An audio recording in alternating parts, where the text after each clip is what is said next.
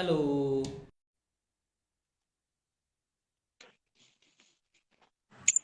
oke, teman sindonews.com kembali lagi di Gen Sindo Talk, salah satu program yang diinisiasi oleh sindonews.com, yang dimana memang di setiap kesempatan akan membahas topik-topik dan tema-tema yang biasanya relate dengan anak muda dan kaum milenial. Namun memang pada kesempatan kali ini topik yang akan kita bahas sangat menarik ya. Yang mana memang pada kesempatan kali ini saya tidak sendirian sebagai host, saya akan ditemani oleh salah satu anggota Gen Sindo batch ke-13, ada dari Mas Raffi. Selamat sore Mas. Sore Mas Teguh. Apa kabar nih? Baik-baik, Alhamdulillah sehat. Mas Teguh sehat? Alhamdulillah sehat. Lagi libur ya? Iya, lagi libur hari ini kuliahnya untungnya. Oke, besok juga libur ya Sabtu ya. Oh iya, weekend. Oke, sebelum teman-teman pada tahu nih topik apa yang kita bahas pada sore kali ini, mungkin Mas Raffi bisa deskripsiin ke kita ya, apa sih yang akan kita bahas sebelum kita panggil narasumbernya. Boleh, boleh Silakan. Mas Teguh. Ya, halo semuanya, teman-teman Sindo News. Perkenalkan sebelumnya mungkin saya Raffi Alfitiantoro dari Gen Sindo Batch 13. Jadi untuk topik Sindo Talk hari ini tuh kita akan membahas tentang hal mungkin teman-teman juga udah lihat di poster gitu. Kita hari ini akan membahas tentang Piala Dunia 2022. Nah, Oh. Piala Dunia 2022 ini nantinya akan diselenggarakan di Qatar mulai tanggal 20 November hingga 18 Desember 2022. Nah, kalau teman-teman Sindonews tahu itu ada 32 tim nantinya yang akan bertanding dan sudah terbagi ke dalam 8 grup gitu. Terus banyak juga fans-fans para penggemar sepak bola khususnya dari Amerika, Kanada itu udah pada ke itu loh, apa namanya? Udah pada ke Qatar sejak Agustus lalu gitu. Tapi meskipun nih apa namanya banyak tim-tim besar seperti Brazil, Jerman, Spanyol yang nanti akan bertanding dan digadang-gadangkan akan memperebutkan trofi Piala Dunia tahun ini, tapi euforia atau vibes-nya itu masih kurang gitu khususnya di Indonesia. Kalau misalkan di sebelum-sebelumnya itu kita pasti tahu kayak banyak penyelenggara ataupun event-event yang diselenggarakan untuk menyambut Piala Dunia. Tapi kalau dilihat dari sekarang tuh kayak masih kurang gitu euforianya. Oleh karena itu hari ini kita akan membahas serba-serbi Piala Dunia 2022 di Sindol Talk hari ini. Gitu Luar Mas biasa. Teguh. Mantap banget Mas Raffi ini Tor yang akan dijelasin baru saya jelasin kepada kita semua. Oke, mungkin tanpa ngabisin banyak waktu lagi, mungkin bisa kita eh, datangkan ya dari narasumber kita pada sore kali ini. Ada redaktur pelaksana dari okezone.com, Bung Bur Ramdhani. Selamat sore, Bung Bur. Selamat sore, Bung Teguh. Luar Selamat biasa. sore Teguh. Kabarnya gimana nih hari ini, Mas? Alhamdulillah baik, Bung Teguh. Gimana kabarnya, Bung? Alhamdulillah nih meskipun cuacanya lagi nggak bagus-bagus amat ya. Tapi kita memang pada topik kali ini kita akan ngebahas ya sedikit demam Piala Dunia ya. Dimana emang demam itu nggak ada obatnya, emang nggak ada paracetamolnya. Emang selalu terjadi di setiap 4 tahunan sekali ya. Karena emang terlebih lagi untuk kita-kita nih, ini kayak lebaran 4 tahunan gitu loh. Ini pada ngumpul di pos ronda, nonton bareng, kebersamaannya terjadi. Tapi masalahnya sekarang adalah begitu banyak kontra yang terjadi di Piala Dunia tahun ini, Mas. Baik sebelum pra Piala Dunia saat bidding dilakukan maupun saat 10 hari ini menjelang Piala Qatar dilangsungkan gitu loh. Jadi sebenarnya seberapa hype dan hebohnya sih gelaran Piala Dunia kali ini, Bung Bur? Ya, kalau dibilang heboh sih emang nggak terlalu seheboh edisi-edisi sebelumnya ya. Sebenarnya sih, tapi semakin hari atau semakin ke sini sih atmosfernya pelan-pelan mulai terasa. Kayak di Indonesia sendiri, kita nih atau di medsos tuh udah banyak yang ngajak nonton bareng. Terus juga di grup-grup WA juga udah mulai banyak yang ngadain games ya, games-games kayak kayak tebak kira-kira siapa yang bakal juara gitu. Jadi sebenarnya udah mulai berasa walaupun hype-nya belum sebesar edisi-edisi sebelumnya. Mungkin tinggal nunggu waktu aja sih ya, karena masih ada sekira 9 hari lagi sampai akhirnya waktu kick off ya di tanggal 20 November nanti ya. Tapi memang kalau misalnya harus dikasih catatan nih, gelang Piala Dunia 2022 khususnya di Qatar ya, jadi masih minim penginapan aja sih di Qatar sendiri, karena Qatar itu kan negara kecil ya, cuma luasnya tuh nggak lebih gede dari kota Bandung ya. Jadi eh, masalah akomodasi kayak hotel gitu juga masih jadi perhatian sih, bahkan sampai-sampai ada sejumlah supporter tuh sampai nginep di Uni Emirat Arab ya, atau yang negaranya di sebelah Qatar tuh buat nanti nonton Piala Dunia di Qatar gitu. Jadi paling minusnya Qatar sebagai penyelenggara di situ sih.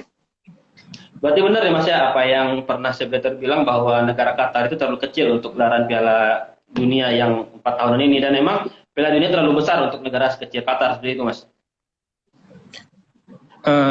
Yang pasti sih ini ya, sebenarnya sih akhirnya Qatar bisa dipilih jadi tuan rumah Piala Dunia 2022 itu sih bisa dibilang luar biasa ya, karena Qatar sendiri ini terpilih jadi tuan rumah di tahun 2010 setelah anggota Exco FIFA tuh mengadakan voting ya, waktu itu lawannya ada Amerika Serikat.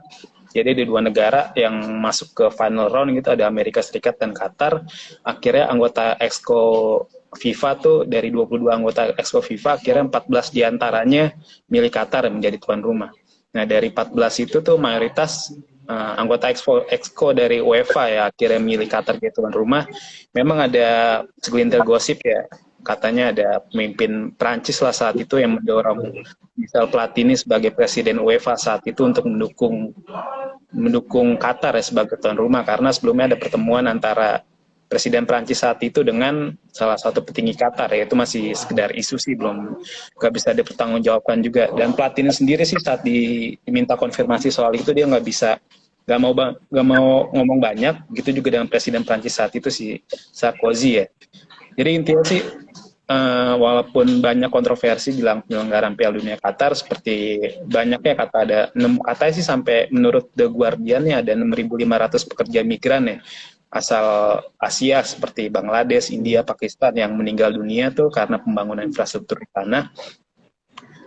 Kata ada sekitar segitu, cuma pemerintah Qatar sih bilangnya cuma 3 orang nih yang meninggal dunia sepanjang infrastruktur itu dibangun. Nah jadi kesimpang siuran isu ini sih masih terjadi sampai sekarang. Tapi terlepas dari kontroversi itu semua, kita wajib ngasih apresiasi sih ke Qatar yang sebuah negara kecil yang seperti tadi saya bilang, luas negara yang nggak lebih luas dari Bandung ya, cuma 11.500 km persegi, tapi bisa menyelenggarakan turnamen sebesar Piala Dunia ini, yang bahkan Qatar sampai mengeluarkan uang sampai 220 miliar US dollar Besar ya? Itu terbesar, atau 3.400 triliun rupiah ya, dan itu merupakan penyelenggaraan Piala Dunia termahal sepanjang sejarah. Bahkan Jerman aja tuh yang menjadi tuan rumah Piala Dunia 2014 cuma ngeluarin uang 242 triliun ya, atau selisihnya tuh sampai 3.200 triliun.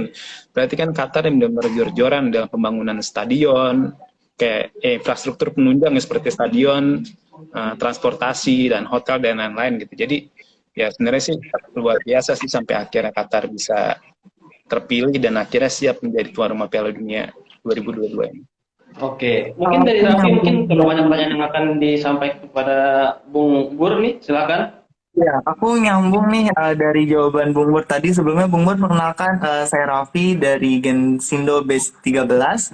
Jadi aku tuh penasaran kenapa sih Qatar nih Piala Dunia tahun ini tuh kayak masih kurang vibes-nya, masih kurang euforianya dari sebelum-sebelumnya. Apa mungkin karena sekarang tuh barengan sama liga-liga domestik yang ada di luar, ataupun karena biasanya kan kalau misalkan Piala Dunia tuh ada di pertengahan tahunnya, sekarang ada di akhir tahun. Nah mungkin kalau menurut Bung Bur tuh apa sih penyebabnya Piala Dunia yang sekarang tuh kayak kurang euforianya? Ya itu bisa dijadiin faktor utama sih ya. Turnamen yang digelar di akhir tahun ini kan hitungannya akhir tahun lah ya, November ya. Menjadi salah satu penyebabnya sih. Pertama kalinya ini. Jadi biasanya kan Piala Dunia itu digelar di pertengahan tahun atau di musim panas ya. Cuma karena faktor cuaca di Qatar nggak memungkinkan kalau pertandingan digelar di musim panas. Jadi makanya digeserlah ke musim dingin atau di akhir tahun ini. Nah, tapi konsekuensinya ya ketika turnamen Piala Dunia digelar di akhir tahun atau musim dingin ini ya bentrok kan sama jadwal liga-liga Eropa gitu. Iya, jadi betul banget. Buktinya nih kayak nanti tanggal 14 weekend ini masih ada Liga Inggris, Liga Spanyol, Liga Italia masih pada main, dan seminggu kemudian langsung mulai Piala Dunia. Jadi tuh pemain nggak ada jeda kan, beda kalau misalnya ketika kompetisi digelar turnamen digelar di musim panas ya. Jadi tuh biasanya kompetisi selesai di pertengahan Mei, Piala Dunia sendiri baru dimulai di awal-awal Juni gitu.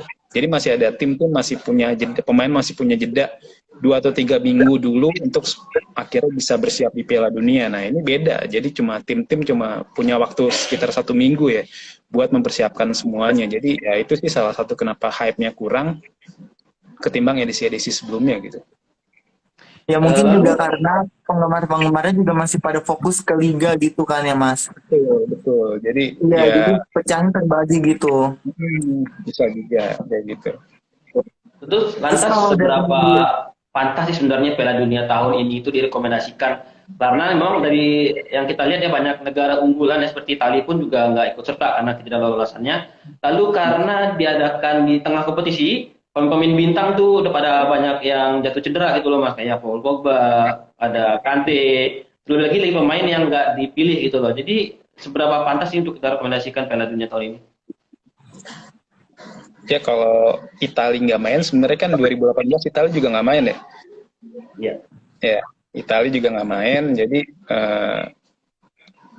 banyak juga pemain yang cedera ya, kayak Pogba, Kante kan, terus juga Rafael Varane juga nggak terlalu fit kan buat main di Piala Dunia.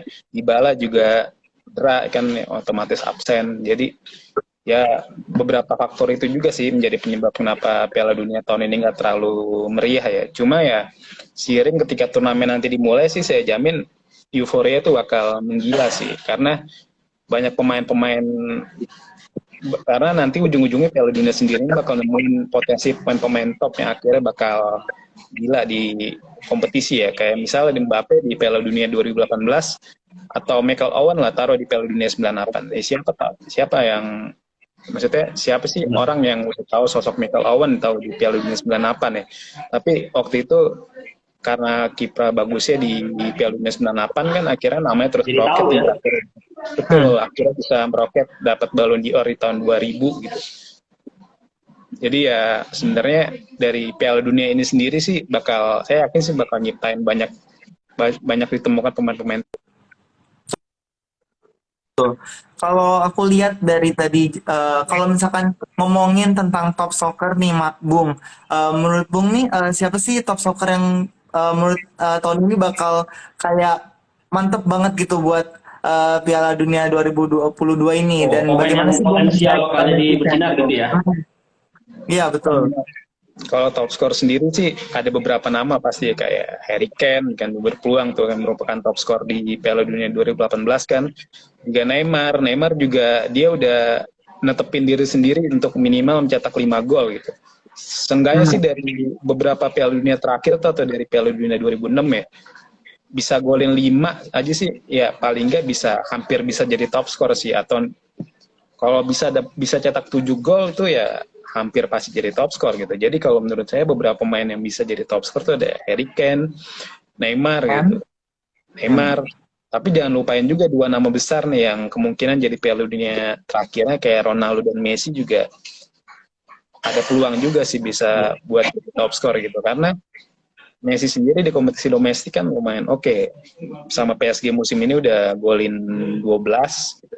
Karena Ronaldo emang melempem di MU, tapi kan di Portugal dia menjadi sosok sentral ya. Jadi bola-bola juga bakal ngarah ke dia dan peluang banyaknya juga pasti lebih besar gitu. Kalau menurut saya sih nama-nama gede ya, nama-nama besar yang masih jadi top skor kayak di Piala Dunia 2018 kan Harry Kane, 2010 ada 2010 ada Forlan ya. 2010 ada Forlan, Ya, 2006 ada Miroslav Klose.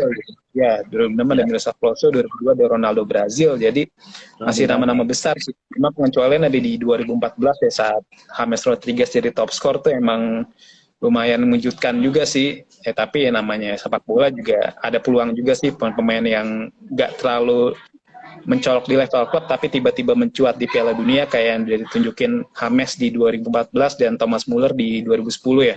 Karena pemain-pemain yang nggak pernah diduga bisa akhirnya tampil bagus di Piala Dunia. Tapi kalau menurut saya masih nama-nama besar sih yang bisa jadi top scorer. Oke, Ya mungkin sebelumnya teman-teman Sindo juga juga mungkin bisa di komen ya, mungkin ngejagoin apa sih dan alasannya gimana mungkin.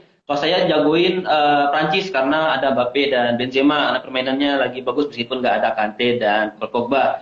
Mungkin bisa share pertanyaan juga mungkin ke Mas Bur lewat komen. Jadi mungkin kita bisa sharing-sharing bareng ya. Jadi angle-nya jadi lebih banyak lagi bisa kita share kepada teman-teman Gensindo pada sore kali ini. Lalu menurut Bung Bur nih kan memang banyak nih mantan-mantan juara Piala Dunia di tahun-tahun atau edisi sebelumnya nih tampil kembali di Piala Dunia tahun ini. Nah dari kemungkinan yang ada itu menurut Bang Bur nih apa nih peluang negara yang paling besar itu di tahun ini siapa sih gitu? Ya kalau di secara objektif sih ya masih negara-negara kemungkinan Latin ya masih berpeluang juara kayak Brazil dan Argentina.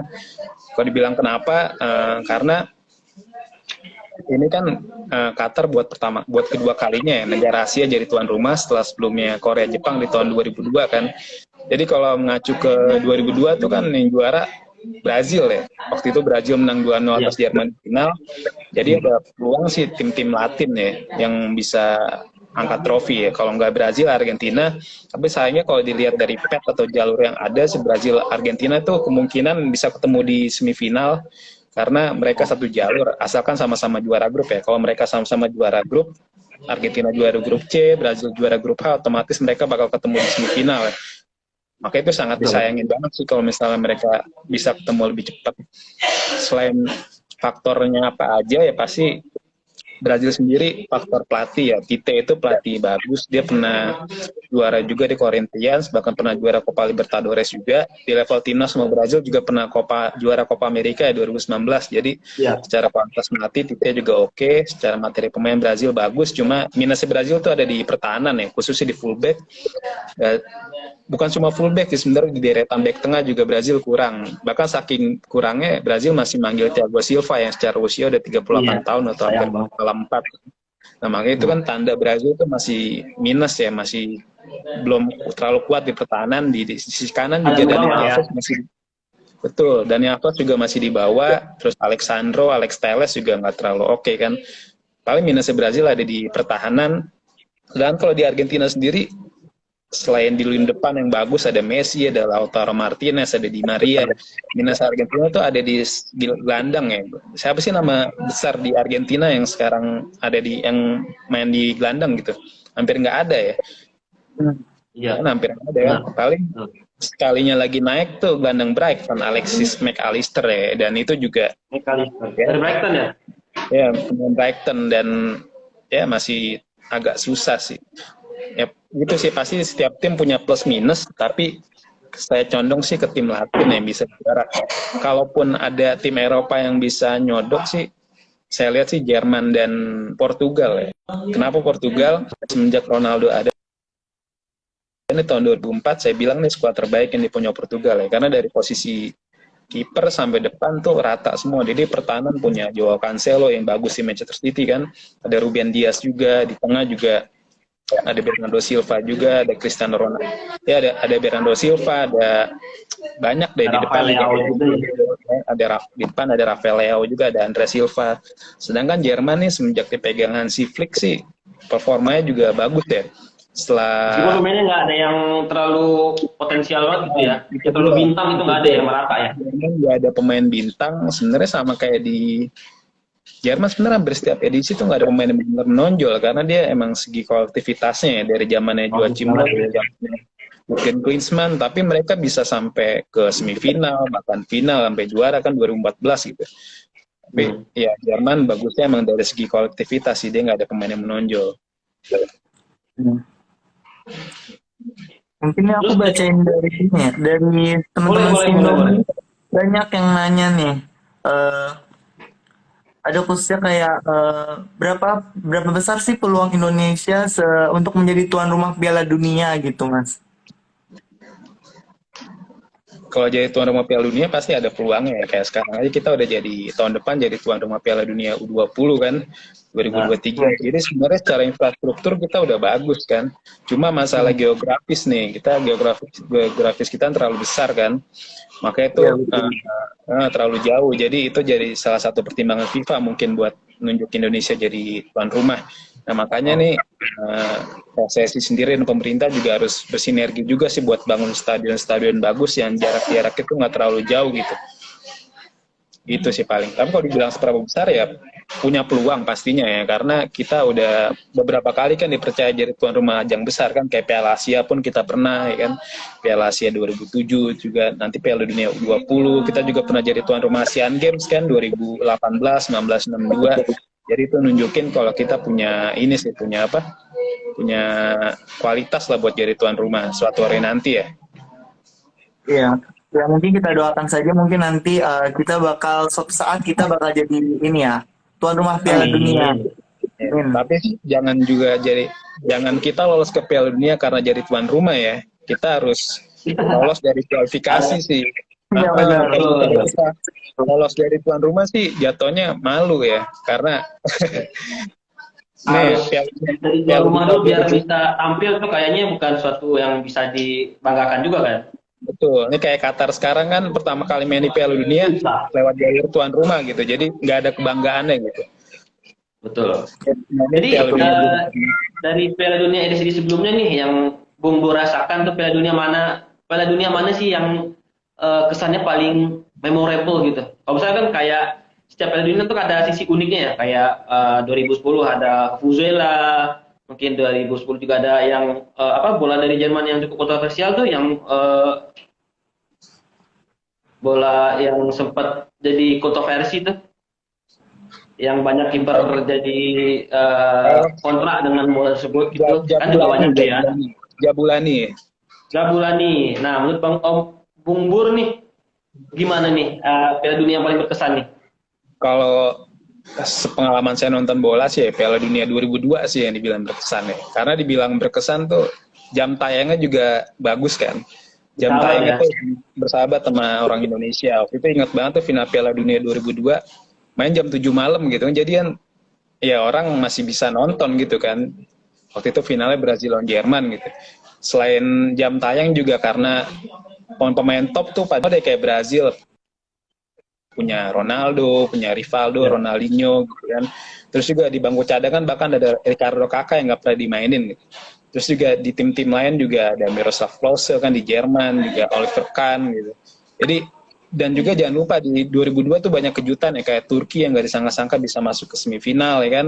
Cuma juga Turki tuh ngalahin Italia ya. betul, Korea Selatan juga bisa masuk semifinal juga, bisa ngalahin Italia, Spanyol kan, sampai akhirnya kalah dari Jerman di semifinal gitu. Jadi banyak kejutan di Piala Dunia 2002 itu kan, dan sensasional sih itu bisa dibilang. Saya baru lahir itu Mas tahun 2022. Tahun 2002 saya baru lahir.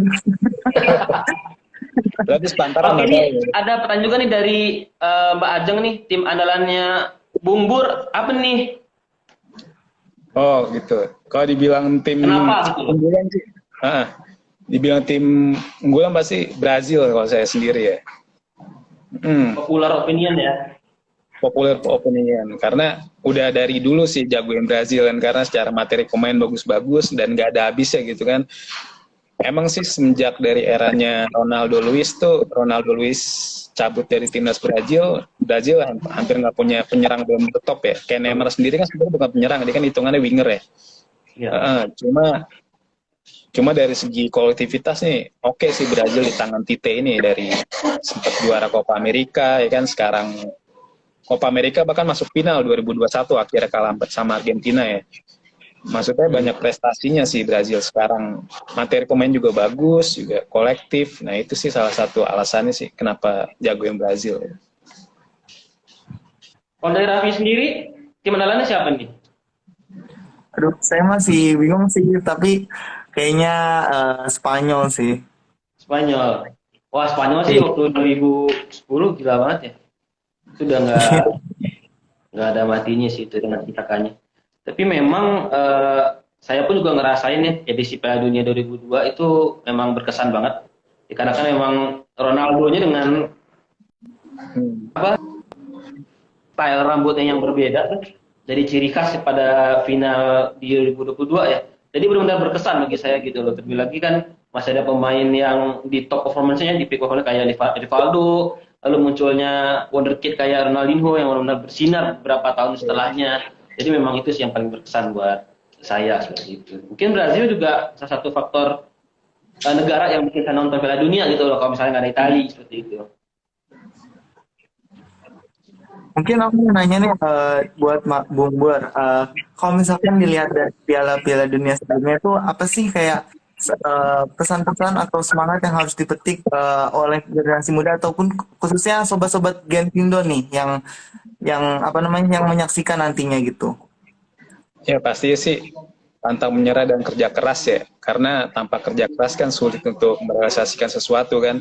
Kita bisa ambil Betul. contoh Ronaldo gitu. Cristiano Ronaldo ya, dalam dia bisa menjadi pemain seperti sekarang kan dia latihannya 2 sampai 3 kali lipat lebih keras ya ketimbang teman-temannya. Temennya datang dia udah mulai latihan, temennya pulang dia masih latihan gitu dan akhirnya semua terbayarkan semua kan. Sekarang dia udah dapat 5 trofi Ballon d'Or, jadi top skor sepanjang masa Liga Champions, top skor sepanjang masa Piala Eropa gitu. Jadi secara prestasi baik individu dan tim Ronaldo itu benar-benar bagus ya. Jadi ya pantang menyerah dan kerja keras sih jadi salah satu pesan yang bisa saya sampaikan ke teman-teman geng Sindo ya. Jadi dari saya bakal ngeliat hasil ya masih berusaha terus walaupun kita itu kita harus tetap pantang menyerah gitu untuk mencapai tujuannya. Betul betul Mas.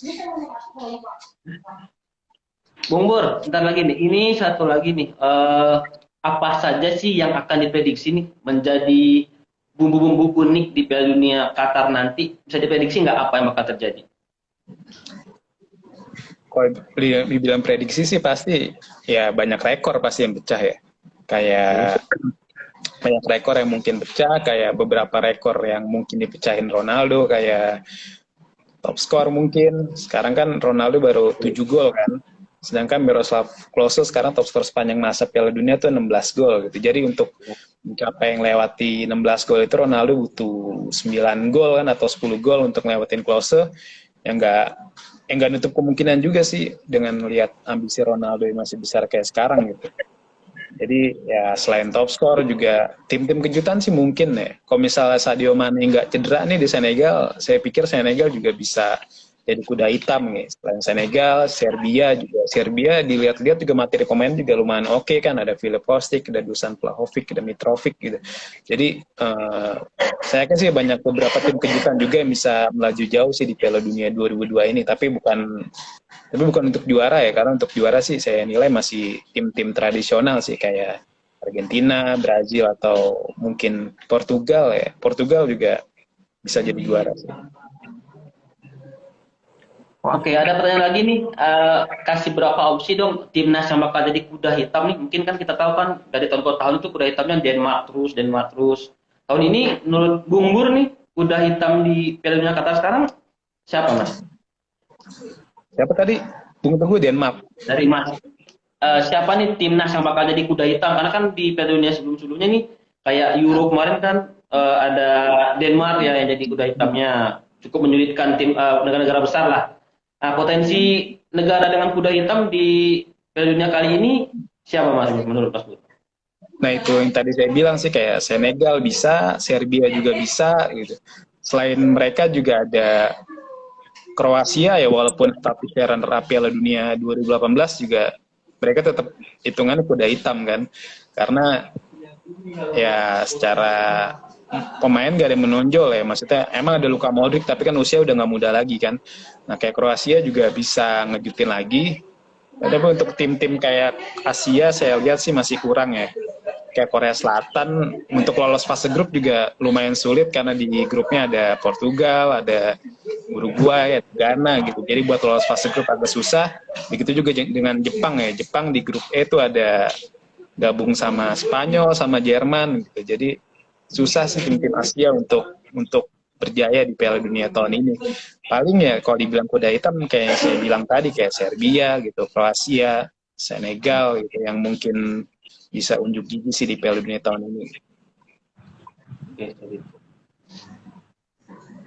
Mungkin nanti bakal ada kejutan ya, mungkin kayak pemain-pemain yang kita nggak prediksi dari kejadian tuh kayak tiba-tiba langsung jadi top scorer kayak tadi gitu. Jadi kayak masih mungkin nanti bakal banyak kejutan di Piala Dunia tahun 2002 ini mungkin. Jadi sobat teman-teman Sindonya nih jangan lupa ya nanti kayak apa namanya kita apa namanya harus ini apa namanya menantikan Piala Dunia tahun 2022 ini gitu mulai tanggal 20 November sampai 18 Desember Mas. Iya, betul. Oke, mungkin dari perbincangan santai yang menarik yang kita paparkan barusan tadi, sebenarnya bisa kita lanjutkan kembali, tapi memang karena keterbatasan waktu ya, kita persilakan dulu kepada Bung Bur nih closing statement-nya. Ya, yang pasti sih ya Piala Dunia 2022 ini saya harapannya bisa menginspirasi banyak orang ya, apalagi di katanya di tahun 2023 bakal muncul ya banyak hal kayak resesi dan lain-lain ya. Harapannya ini bisa menginspirasi banyak orang Piala Dunia 2022 ini. Jadi bagi teman-teman Gensindo juga bisa mengambil pelajaran ya dari turnamen 4 tahunan ini gitu. Kayak semangat kerja keras para pemain gitu dan pantang menyerah, dan intinya sih itu sih buat capai kesuksesan ya. Kayak 2018 juga ada Mbappe kan, pemain yang nggak pernah diduga gitu, maksudnya tiba-tiba jadi tumpuan Prancis dan jadi juara dunia di umur yang masih 18 tahun kalau nggak salah waktu itu. Jadi di tahun ini juga ya ada peluang sih pemain muda yang ya mungkin sangkatan sama teman-teman sama Gensindo nih, sepantaran yang kayak Jamal Musiala dari Jerman yang masih 19 tahun juga itu kemungkinan juga bakal bersinar sih di edisi tahun ini. Mungkin buat jumlah golnya bisa di atas 2 gol mungkin, karena sekarang sama di Munchen aja dia udah golin 12 deh. 12 gol dan 8 assist ya. Jadi pemain-pemain muda di timnas ini nih bisa jadi inspirasi juga dari teman-teman Gensindo itu sendiri sih. Paling itu sih Mas. Oke, ada tambahan pertanyaan dari saya nih. Piala Dunia tahun ini bisa memanaskan bursa transfer Januari nggak, Mas Bur? Pasti ya. Cuma sih kayak untuk transfer besar sih mungkin kurang ya. Transfer besar itu dalam arti pemain top yang bakal pindah klub di bulan Januari karena efek tampil bagus di Piala Dunia 2022 pasti agak kecil peluangnya, karena pasti setiap tim pengen nahan pemain terbaik ya kan, paling nggak sampai akhir musim gitu. Jadi kemungkinan sih pemain yang tampil bagus di Piala Dunia 2022 ya bakal bisa diangkut di musim panas 2023. Dan satu lagi, kemungkinan pemain yang bawa timnya juara Piala Dunia 2022 bakal dapetin trofi Ballon d'Or 2023. Betul. Biasanya kayak gitu ya? Ya, karena sekarang kan perhitungan Ballon d'Or kan dari Agustus ke Juni ya, bukan dari Januari ke Desember lagi kan. Jadi kayak Ballon d'Or kemarin kan Messi itu Ballon d'Or kemarin Benzema dapat karena performanya bagus dari Agustus ke Juni. Nah, dari Agustus 2021 ke Juni 2022 nggak ada Piala Dunia, nggak ada Euro, dan nggak ada yang lain-lain kan. Makanya Benzema juara karena juara Liga Champions, juara Liga Spanyol. Nah, ini dari Agustus 2022 ke Juni 2023 ada Piala Dunia. Nah, ini sih saya bilang bisa jadi indikator utamanya sih buat akhirnya nanti siapa yang dapat trofi Ballon d'Or gitu. Oke, mungkin apakah ada pertanyaan tambahan mungkin dari Raffi? Kalau dari saya sudah cukup. Tadi udah banyak dapat informasi banyak dari Bung Bur. Oke, makasih Bung Bur atas waktu yang diberikan, kesempatannya yang diberikan kepada kami di sore kali ini. Mas. Ya, sehat selalu Mas Bur. Ya, terima kasih. Selamat sore Mas. Selamat sore. Terima kasih banyak.